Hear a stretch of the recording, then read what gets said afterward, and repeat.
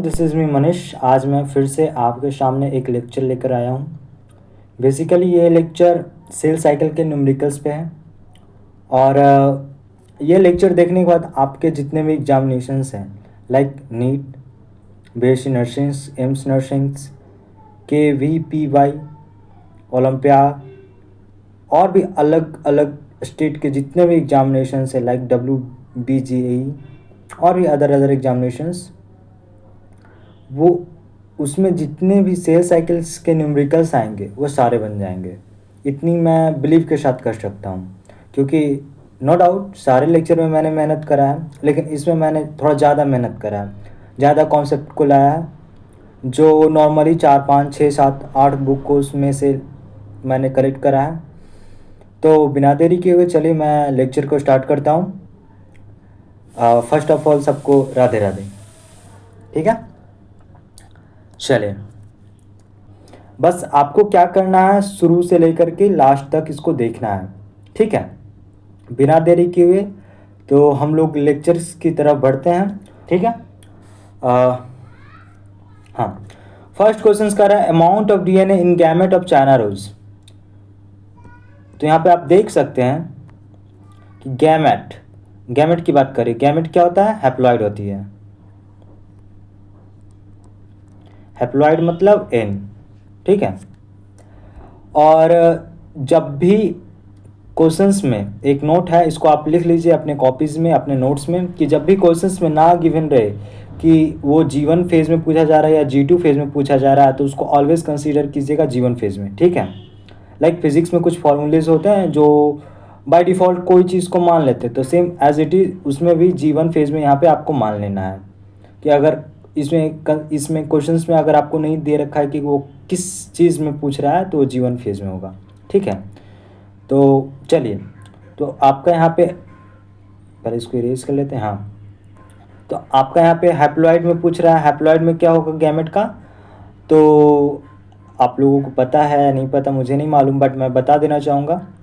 अगर हैप्लॉइड रहेगा तो उसको C से डिनोट करते हैं, अगर 2N रहेगा तो उसको 2C से डिनोट करते हैं। ठीक है, तो ये नंबर ऑफ क्रोमोसोम्स हो गया, नंबर ऑफ क्रोमेटिड के फॉर्म में हो गया। ठीक है, तो ये नोटेशंस हैं, इसको आप ध्यान में रखिएगा, आगे आपके पूरे लेक्चर्स में काम देंगे। अगर आपने नहीं पढ़ रखा है तो पूरे एग्जामिनेशंस में काम देंगे, पूरे लाइफ टाइम काम देंगे, जब जब आपका इसका यूज़ होगा तब तब। ठीक है, इसको ध्यान में रखना है। चलिए पहले इसको रिवाइज कर देते हैं। तो अपन लोग की जो क्वेश्चंस है उसमें गैमेट के बारे में पूछ रहा है, तो गैमेट के बारे में यहाँ पे सीधा आंसर हो जाएगा आपका, एक सेकेंड, यहाँ पे आंसर हो जाएगा आपका C। ठीक है, नाउ नेक्स्ट क्वेश्चन की तरफ बढ़ते हैं। Now next question is that amount of DNA in spore in G2 phase. यहाँ पे मेंशन हो रखा है कि G2 फेज। और एक चीज़ और आपको की पॉइंट पे ध्यान रखना है, स्पोर। स्पोर क्या होता है? हैप्लॉइड होता है या डिप्लॉइड होता है?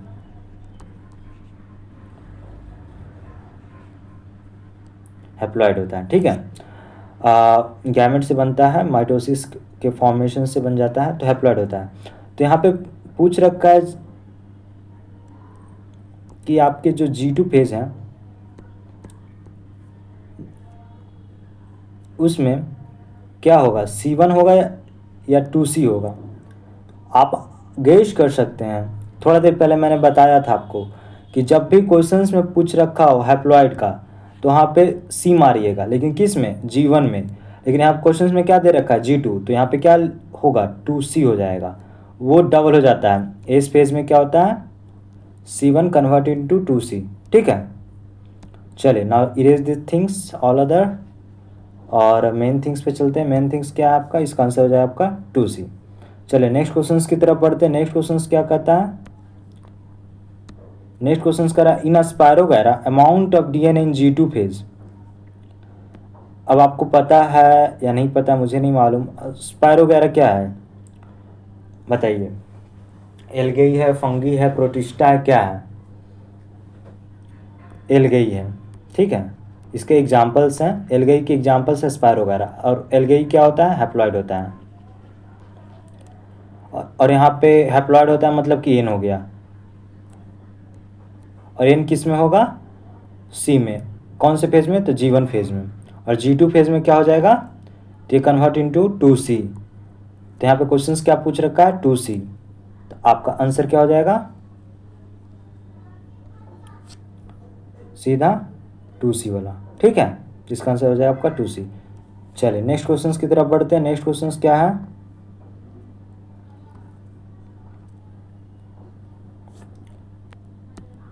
नेक्स्ट क्वेश्चन कह रहा है in a plant where chromosome 2n equal to amount of DNA in G2 phase.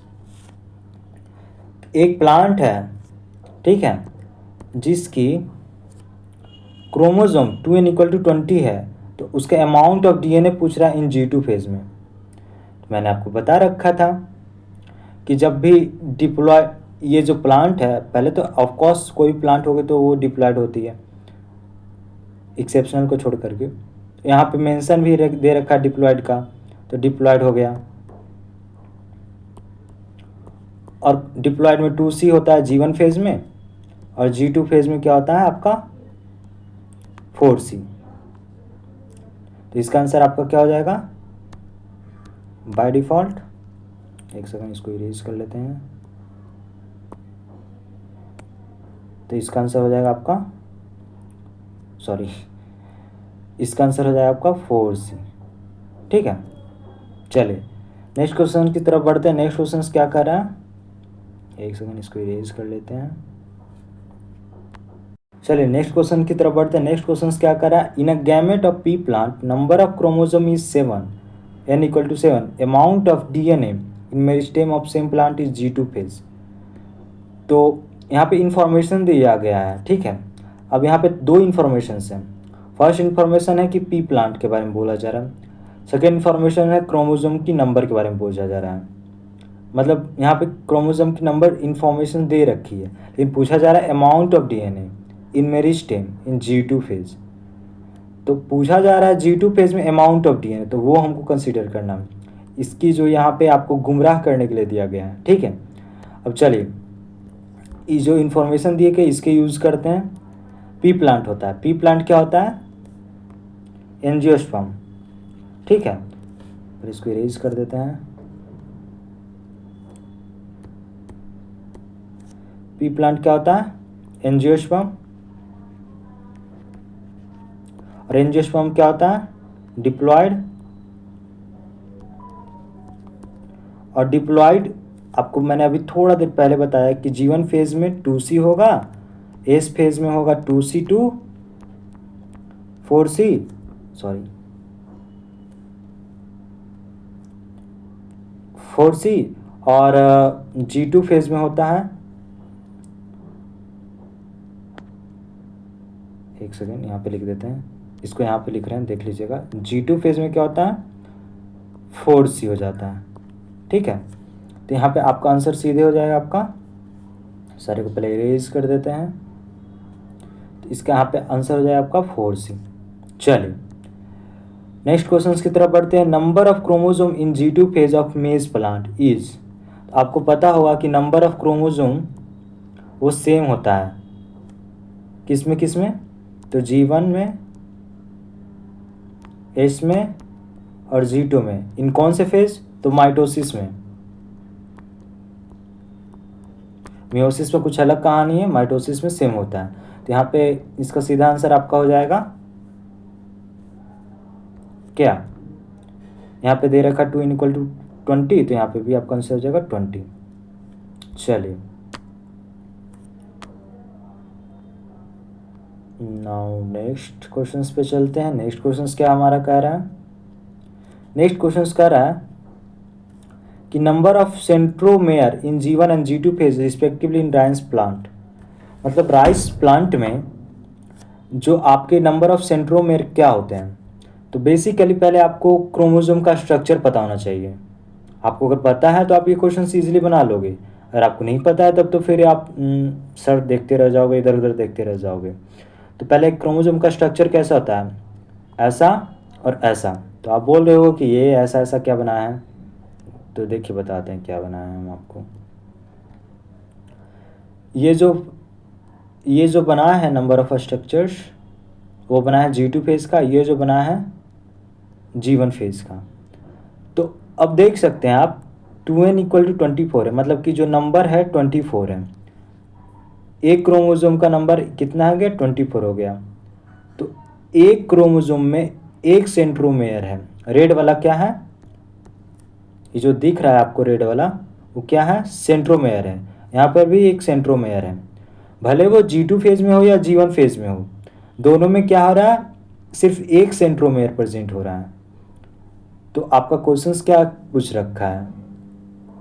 देखिए, क्वेश्चन पूछ रखा है number of centromere in G1 and G2 phase. तो दोनों में एक एक हो जाएगा। तो यहाँ पे टोटल नंबर कितना है? 24। तो 24 एंड 24, इसका आंसर हो जाएगा आपका बी। ठीक है, चलिए नेक्स्ट क्वेश्चन की तरफ बढ़ते हैं। नेक्स्ट क्वेश्चन क्या कह रहा है?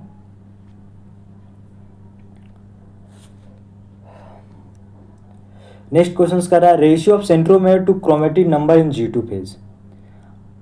ये डीप क्वेश्चंस है। ये सब जो क्वेश्चंस है ना, एकदम डीप लेवल के हैं। अगर आपके नीट में अच्छे अच्छे क्वेश्चंस आ गए तो आपसे नहीं बनने वाले हैं। तो ये डीप लेवल के क्वेश्चंस हैं। अब स्ट्रक्चर फिर से हम बनाते हैं क्रोमोसोम का। पहले इसको इरेज कर देते, अच्छा से बनाते हैं। एक ऐसे ऐसे, एक ऐसे, ठीक है। देखिए ये जो दिख रहा है ना ब्लैक वाला, वो हो गया आपका क्रोमेटिड, ठीक है। तो एक क्रोमेटिड ये, एक क्रोमेटिड ये, दो क्रोमेटिड हो गया। किस में? G2 फेज में। तो G2 फेज में जो क्रोमोसोम का स्ट्रक्चर कैसा होता है? तो ऐसा होता है, मैंने बताया था थोड़ा देर पहले जस्ट। तो G2 फेज में ऐसा होता है। और यहाँ पे सेंट्रोमेयर कितना दे रखा है? एक दे रखा है। और यहाँ पे आपके जो क्रोमेटिड है वो कितने दे रखे हैं? दो दे रखे हैं। तो यहाँ पे रेशियो पूछ रहा है। रेशियो किसके अपॉन किसकी पूछ रहा है? तो सेंट्रोमेयर टू क्रोमेटिड। तो सेंट्रोमेयर कितने हो गए? एक। और क्रोमेटिड कितने हो गए? 2। तो इसका आंसर आपका क्या हो जाएगा? 1/2। इसको इरेज कर देते हैं और सीधे आंसर देखते हैं 1/2। इसका आंसर हो जाएगा आपका 1/2। चलिए एक और क्वेश्चन पूछा जा सकता है। इसमें मैंने मेंशन तो नहीं करा, लेकिन एक और क्वेश्चन पूछा जा सकता है। वो क्रोमोसोम के स्ट्रक्चर के बेस पे पूछा जा सकता है। कौन सा है? तो चलिए मैं बताता हूँ आपको। पहले ये एक ऐसे ले लिए, ऐसे ले लिए और ऐसे ले लिए। अब यहाँ पे देख सकते हैं जो ये पोर्शंस है ना, सिर्फ एक पोर्शंस, एक पार्ट का 1/4, उसको आर्म कहते हैं, ठीक है। तो क्वेश्चन में भी आ सकता है कि ratio of arm to chromatid, तो क्या हो जाएगा? आर्म कितना हो जाएगा यहाँ पे? 1 2 3 एंड 4। तो 4 आर्म हो जाएगा। और सेंट्रोमेयर कितना है आपका? यहाँ पे 1 है, तो 1/4 हो जाएगा इसका। तो अगर बाई चांस क्वेश्चन आपका पूछा गया कि ratio of arms to chromatid, तो क्या हो जाएगा? आर्म्स कितना? 4, क्रोमेटिड कितना है? 2। तो यहाँ पे 2:1 हो जाएगा, ठीक है। और वही अगर क्वेश्चन पूछ दिया गया आर्म सेंट्रोमेयर टू क्रोमेटिड, तो सेंट्रोमेयर कितना है? 1 और आर्म्स कितना हो जाएगा? 4। तो 1/4 हो जाएगा, ठीक है। चलिए नेक्स्ट क्वेश्चन की तरफ बढ़ते हैं। मैं इसको एक्सप्लेनेशंस आपका कर दिया, बट अदरवाइज ये आपका थोड़ा सा टाइम गया, लेकिन मैं आपको बहुत कुछ सिखा गया जो आपके फ्यूचर में जो भी मतलब क्वेश्चंस आएंगे तो वो सारे सॉल्व हो जाएंगे। नेक्स्ट क्वेश्चन क्या रहा? Ratio of centromere to chromatid number in G1 phase. तो मैंने थोड़ा देर पहले बताया था कि G1 फेज में हो या फिर G2 फेज में, तो सेंट्रोमेयर कितना होता है? 1 होता है। और क्रोमेटिड क्या होता है? तो आपको स्ट्रक्चर पता है क्रोमेटिड की, तो ऐसे होती है। इसमें जो ये ब्लैक वाला दिख रहा है वो एक क्रोमेटिड होता है। तो 1:1, तो यहाँ पे 1:1 हो जाएगा। तो मतलब कि इसका आंसर हो जाएगा आपका 1 हो जाएगा, ठीक है। चलिए नेक्स्ट क्वेश्चन की तरफ बढ़ते हैं। नेक्स्ट क्वेश्चन क्या है? Number of chromatids in human cell in G2 phase. अब देखिए ह्यूमन सेल में कितने नंबर ऑफ क्रोमोसोम होते हैं? 46। और एक क्रोमोसोम में जो आपके कितने नंबर ऑफ क्रोमेटिड होते हैं? तो 2,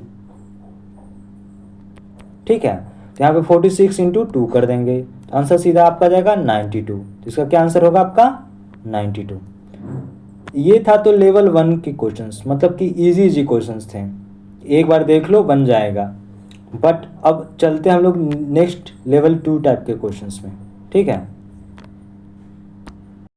तो ये जो लेवल 2 टाइप के क्वेश्चंस देख रहे हैं ना, ये थोड़े फार्मूला बेस्ड हैं, और इसके जो फार्मूलाज हैं आपके स्क्रीन पे मैं स्लाइड ऐड कर दूंगा, आप इसको स्क्रीनशॉट ले लीजिए और इसका आप नोट्स में ऐड कर लीजिए अपने नोट्स में, ठीक है। तो आप, आई होप आपने ले लिया होगा, उसके बाद फिर आप इसको देख रहे होंगे, कंटिन्यू कर रहे होंगे, ठीक है। तो यहाँ पे जो फार्मूला होता है, the total number of mitotic divisions, वो क्या होता है, x-1। अब यहाँ पे x क्या है, 64 दे रखा है, ठीक है। तो 64 - 1 कर देंगे, कितना आएगा, 63 आ जाएगा। तो इसका आपका सही आंसर हो जाएगा 63। चलिए नेक्स्ट क्वेश्चन की तरफ चलते हैं। नेक्स्ट क्वेश्चन क्या कह रहा है, नेक्स्ट क्वेश्चन कह रहा है कि if there are 30 chromosome in G1 phase then what will be the number of bivalent in zygotic stage. तो बाइवेलेंट क्या होता है, बाइवेलेंट बेसिकली ये स्ट्रक्चर को बाइवेलेंट कहते हैं। अगर हम इसको 1, 2 नंबर की तरफ देख रहे हैं तो ये बाइवेलेंट हो गया। अगर इसको नंबर ऑफ क्रोमेटिड के बेसिस पे देख रहे हैं तो इसको टेट्राड कह देंगे, ठीक है। तो यहाँ पे आपका टोटल नंबर ऑफ क्रोमोसोम कितना दे रखा है, 30, और एक सेकेंड,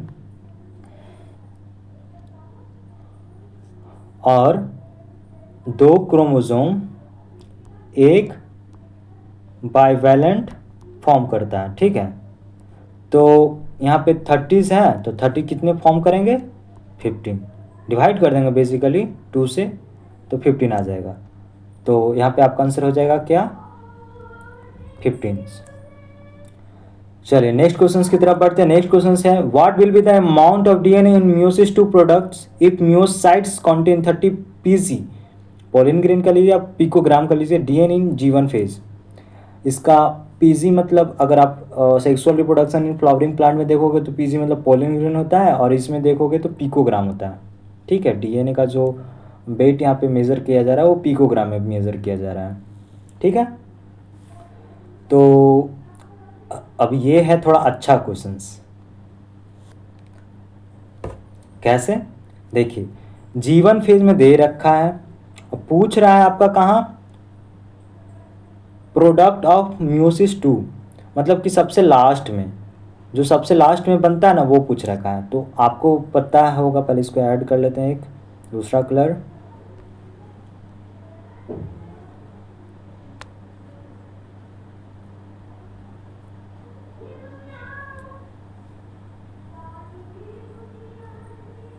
चलिए हाँ दूसरा कलर हो गया। अब यहाँ पे देख सकते हैं मियोसिस का क्या प्रोसेस होता है, फोरेन, एक सेकेंड इसको इरेज कर लेता हूँ पहले, सबसे अच्छे से इसको लिखता हूँ क्योंकि बहुत इंपॉर्टेंट है, बहुत इंपॉर्टेंट है। फोरेन 4C डिवाइड होते हैं किस में, 2N 2C 2N 2C में। अब ये दोनों डिवाइड होते हैं NC NC, ये डिवाइड होते हैं NC और NC में, ठीक है। ये ऐसे आपके डिवाइड हो जाते हैं। ये इसका जो स्क्रीनशॉट आप ले लीजिएगा। अब इसको मैं इरेज कर दे रहा हूँ। क्वेश्चंस में क्या पूछ रखा है कि यहाँ पे मियोसिस 2 का प्रोडक्ट बताइए। मियोसिस 2 कब होता है, जब लास्ट में हो जाता है। तो लास्ट में क्या बचता है आपका, NC बच जाता है, और यहाँ पे C कितना है और ये कितना है, 4N है। 4N कितना यहाँ पे 30 दे रखा है। क्या दे रखा है आपका G1 फेज में, तो यहाँ पे देख सकते हैं कि G1 फेज में 30 दे रखा है। तो G1 फेज में है तो 30 है, एस में होगा तो 32 60 हो जाएगा। तो G2 फेज में कितना होगा, 60 हो जाएगा। अब जो G2 फेज में रहता है वही मियोसिस 1 में रहता है, लेकिन मियोसिस 1 के बाद जब जाता है मियोसिस 2 में, सॉरी G2 से जो M में जाता है वो क्या होता है, वो 30 में कन्वर्ट हो जाता है। और उसके बाद फिर जब मियोसिस 2 में जाता है वो तो कितना में बच जाता है, तो 15 में बच जाता है। ठीक है, तो इसका जो आपका आंसर हो जाएगा, इसका जो आपका आंसर हो जाएगा, मियोसिस 2 में प्रोडक्ट पूछ रहा है, तो इसको 30 कन्वर्ट होगा 60 में, 60 में 4 से डिवाइड कर देंगे, मीन्स कि 4n होता है जो कि n में कन्वर्ट हो जाता है, तो 60 को 4 से डिवाइड कर देंगे तो कितना बन जाएगा आपका 15। ठीक है, तो इसका आंसर हो जाएगा 15। ये बहुत अच्छा क्वेश्चन है, इसको आप लिख लीजिएगा अच्छे से, नहीं तो मैं इसका सॉल्यूशंस ना मैं स्क्रीन पे आपको डलवा दूंगा, स्क्रीन पे डाल दूंगा, आप इसको स्क्रीनशॉट ले लीजिएगा क्योंकि बहुत अच्छा क्वेश्चन है।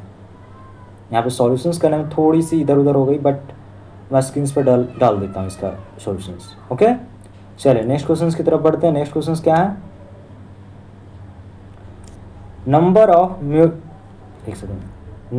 म्यूटेटिक divisions required to produce 1000 pollen grains in wheat is.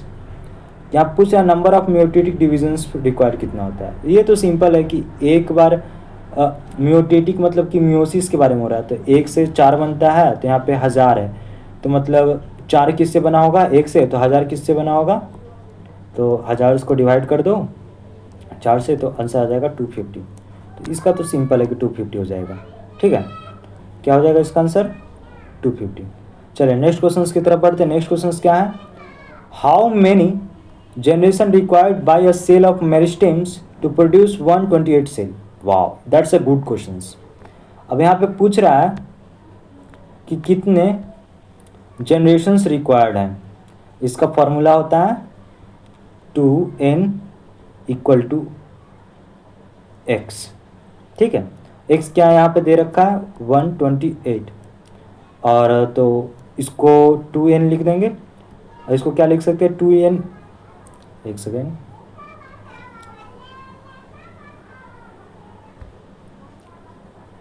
अब इसको क्या लिख सकते हैं 2 का पावर 7, मीन्स कि यहाँ पे जो n का वैल्यू है वो 7 आ जा रहा है। अरे सिंपल है ना, 2 × 2 × 2 × 2 × 2 कर लीजिए, कितना हो गया 128 हो जाएगा। ठीक है, इसका आंसर हो जाएगा आपका 7। तो इसका फॉर्मूला है वो ध्यान में रखिएगा, क्या फॉर्मूला है मैं बता दे रहा हूँ फिर से, 2 का पावर n। ठीक है, जितने नंबर ऑफ जनरेशन्स रहेंगे वो उसके अनुसार से निकालना है x करके, इसको ध्यान में रखिएगा। चलिए, तो इसका आंसर हो जाएगा आपका 1.7। चलिए अब इसके नेक्स्ट क्वेश्चन पे बढ़ते हैं। नेक्स्ट क्वेश्चन क्या है, number of meiosis require for 64 gametes. वाह, ये अच्छा क्वेश्चन है। नहीं, ये तो इजी है, गैमेट्स वाला है ना, ये तो इजी हो गया। मुझे लग रहा था कि ये सीड्स वाला है। नहीं, ये इजी क्वेश्चन है, ये तो आप भी बना लोगे, आपसे ये नहीं बनेगा। ये जो 64 नहीं, जो 20 सीड्स है ना वो नहीं बनने वाला, क्योंकि ये हार्ड क्वेश्चन है। अगर आपको बेसिक अंडरस्टैंडिंग है कि मतलब क्या चीज़ से सीड बन रहा है, उसके बाद फिर सीड क्या चीज़ से वो हो रहा है, तो आपको बन जाएगा, अदरवाइज़ नहीं बनने वाली। चलिए, तो यहाँ पे जो 64 गैमेट्स है ना, तो ये तो आपको पता ही है कि मतलब मियोसिस में क्या होता है कि मतलब 1 सेल्स 4 में डिवाइड होते हैं, तो 64 गैमेट्स बन रहा है, मतलब कि 4 × 1 तो 64 हो रहा है, तो मतलब कि 64 को क्या कर लो डिवाइड कर दो 4 से, तो आंसर आ जाएगा 16। तो ये तो आपका 16 हो गया। ये एक्चुअली बेसिकली लेवल 1 के क्वेश्चन थे, लेवल 2 में पढ़ गए, कोई बात नहीं। ये 64 हो गया, 16 हो गया। चलिए नेक्स्ट क्वेश्चन की तरफ बढ़ते हैं। नेक्स्ट क्वेश्चन है नंबर ऑफ, ये मैं हंस रहा हूँ, जानते हो आप क्यों? क्योंकि ये जो क्वेश्चन है ना बहुत अच्छे क्वेश्चन है, इसलिए मैं हंस रहा हूँ। इसके मैं ब्लैंक स्लाइड लेता हूँ। यहाँ पे देख सकते हैं कितना कितना वो दे रखा है 20 सीट्स, ये ध्यान में रखिएगा। ब्लैंक स्लाइड ले लिए हैं, थोड़ा गर्मी है। एज ए फॉर्मूला लगाओ तो बहुत ईजी है। ठीक है, फॉर्मूला लगाइए, तो फॉर्मूला है एक्स, एक second, x plus x upon 4। X कितना दे रखा था 20 प्लस 20 प्लस 4 = 25। ये आपका 25 हो जाएगा। लेकिन यहाँ पे 25 नंबर ऑफ मियोसिस रिक्वायर हो जाएंगे। लेकिन यहाँ पे आपको मैं आपका इसको जो कॉन्सेप्ट है इसके पीछे वो समझाना चाहता हूँ, ठीक है। एक सीड में क्या क्या होते हैं, एग होते हैं। एक सेकेंड मैं इरेज कर लेता हूँ इसको, यहाँ नीचे लिख लेता हूँ थोड़ा। एक सीड में एग्स होते हैं और मेल गैमेट होते हैं।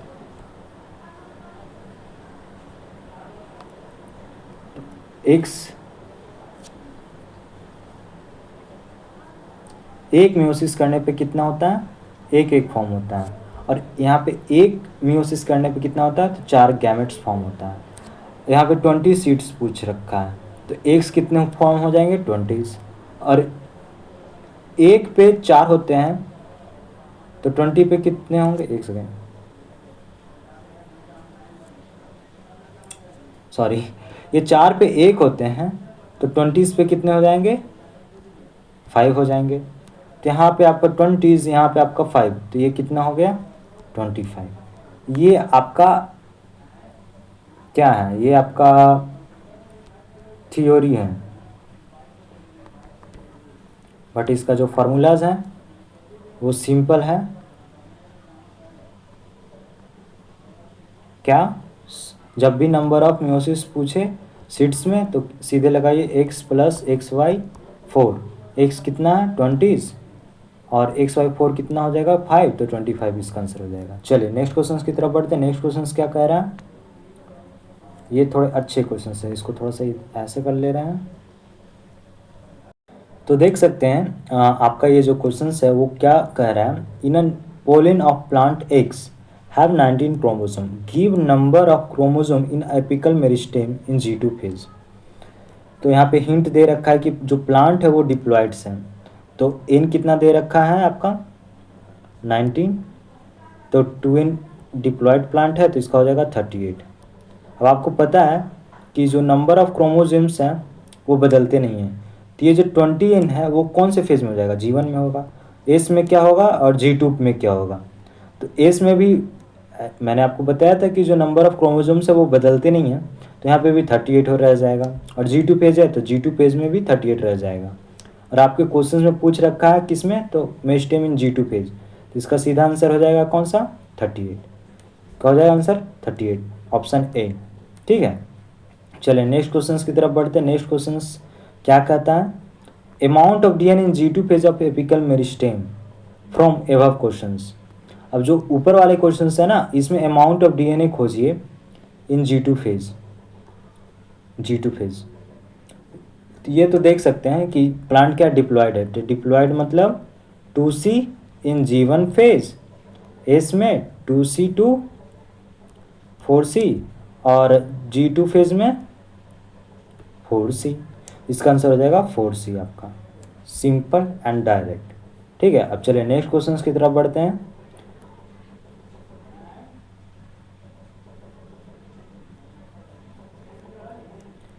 नेक्स्ट क्वेश्चन कह रहा है कि in a flowering plant Y if number of chromosome in a leaf cell is 2 equal to 50 then number of chromosome in endosperm in G2 phase.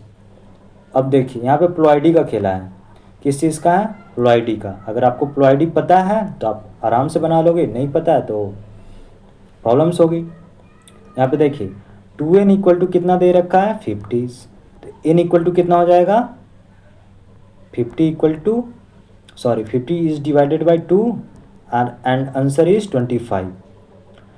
Now endosperm is a triploid means कि 3n होती है, तो n की value क्या हो गई, 25, तो 3n की वैल्यू क्या हो जाएगी, 3n इक्वल टू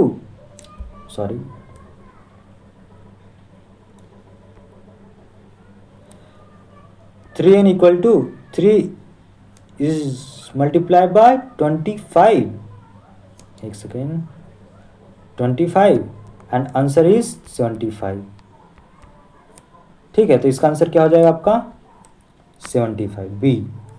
चलिए नेक्स्ट क्वेश्चन की तरफ बढ़ते हैं।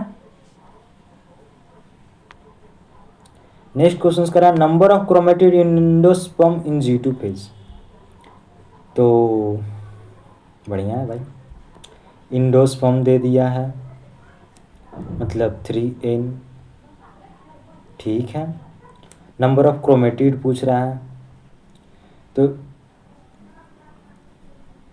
एक, सॉरी यहाँ पे लिख लेते हैं, एक क्रोमोसोम में